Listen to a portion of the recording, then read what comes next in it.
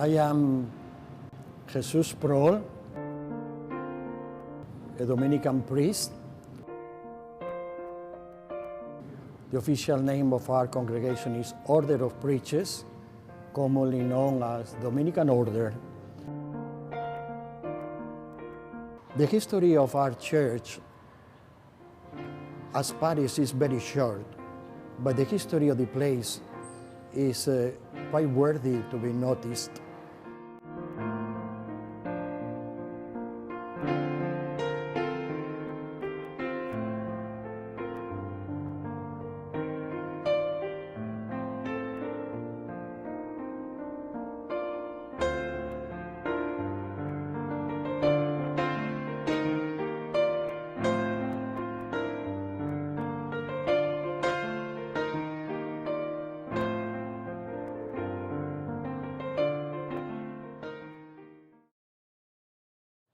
When the Dominicans arrived in 1587, immediately they were assigned the territories of Bataan, Pangasinan province, and a couple of years later, they were assigned for missionary work the Cagayan Valley. Soon, the superiors find that they were in need of a resting place for the priests. The living conditions in those territories, Bataan, Pangasinan, and Cagayan Valley, at that time were very hard. And it seems that Intramuros was a little bit crowded for that. So they thought to buy and to procure a land where they could build a small church, a small convent, that it will serve as a retreat place for recovering their strength, a sort of vocation for these missionaries working in these provinces, and after a time to go back to their assignment. That is the origin of this convent. At that time there was no people around here. It was a hilly place without any housing around this area. The church was enshrined in 1603. And the patron was St. John the Baptist. Eventually, in 1641, they brought here the image of the Santo Cristo, and after that time, ever since, the church became to be known as the Sanctuario de Santo Cristo. Building of this convent and this church, there are major three restorations. The first one was after the Chinese invasion, when the place was burned in 1639. In 1641 was reconstructed to be again demolished by the British invasion in 1763. And in 1777, they reconstructed again, to be going to ashes on the occasion of the earthquake in 1880, to be rebuilt in the years 1884 and 1886. That was the final reconstruction of the convent.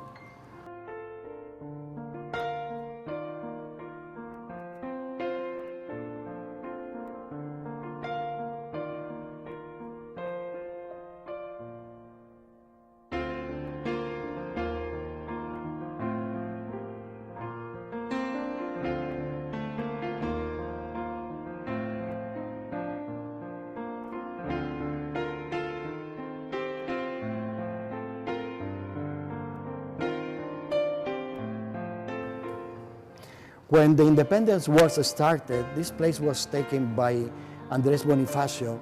So the priest left the place and took refuge in Santo Domingo in Intramuros, and it was abandoned. To be repaired in 1916, when they came back and the Christ and Santo Cristo was enthroned once again. Ever since, this has not been a parish. The parish was established in 1942. In 1963, the community of the Dominicans thought that the church was too small for our parish purposes, so they started the reconstruction, it's not reconstruction, the enlargement of the church. It was finished in 1965.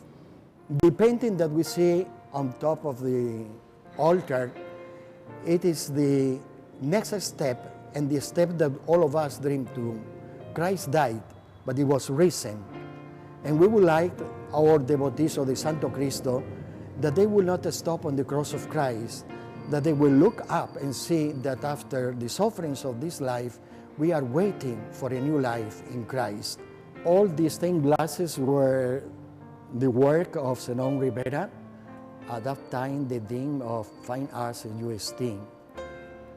As you said, they depicted the way of the cross, and we have two extra that they are Our Lady of the Rosary with Catherine of Siena and St. Dominic, and in the other one, the three Dominican saints, St. Thomas Aquinas, St. Vincent Ferrer, and St. Hyacinth of Poland. They are Dominican saints, and since this is a church run for the Dominicans, we want to keep their memory for us to be inspiration in our work, in our commitment to our parishioners. One of the most important and significant things in this church is the Children's Mass. Every Sunday at 9 o'clock, you will see that the church is packed, and not so with so many children, but many with so many parents carrying their children, waiting for the end of the Mass to be blessed, to be touched by the holy water. It is really a very inspiring Mass, because there are, I don't know if there are 500 or 400 children who are animating the Mass, dancing. We call it accioneras.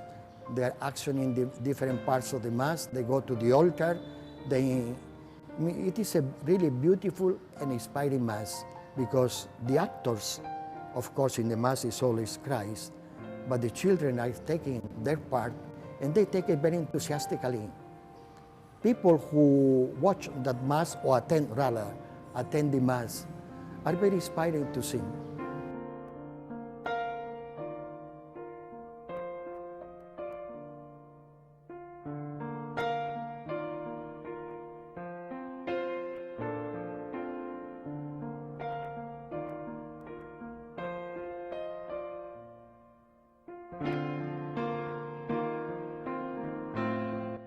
When the Liturgical Renewal came after the Second Vatican Council, many feasts were suppressed.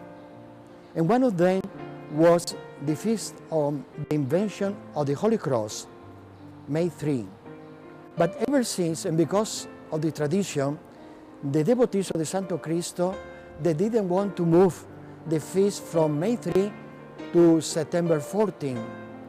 It is my personal judgment that one of the reasons why they may have in their mind is that September is a rainy season, whereas May, they may be sure of the weather. Ever since the feast was celebrated in May 3, and we continue. The solemn Mass is at 7:30 in the morning, and there will be no any more Mass. After that Mass, the people will take over the place. There is some families that by tradition have received the commandment, the invitation. It's more than invitation. Their ancestors have made them promise that they will be the ones to bring down the Santo Cristo and to place it back in this place after the procession. So I invite you to come to us to bear witness to this Santo Cristo image that ever since had been paraded in our parish.